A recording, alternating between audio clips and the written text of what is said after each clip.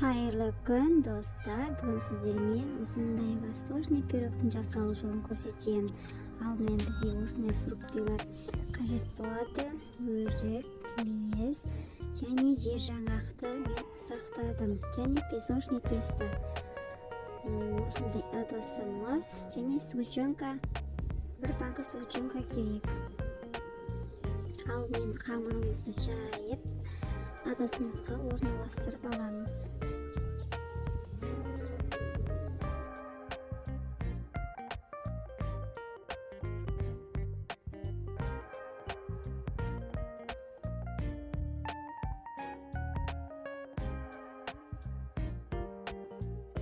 Песочный тестоның қамырын описаниеда қалдыратын боламын. Өте дәмді болып шығады. Жасап көріңіздер. Жер жаңғақты осылай бір керкет жайып, үстіне мезімізді сеуеміз.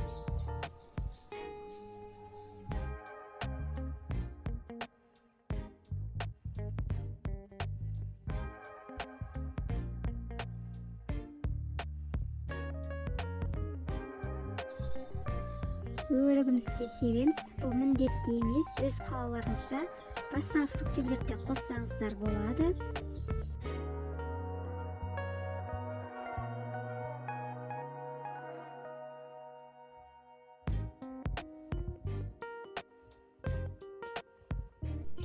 Осының үстіне сгущенканы құйып, бір керекетіп аламыз.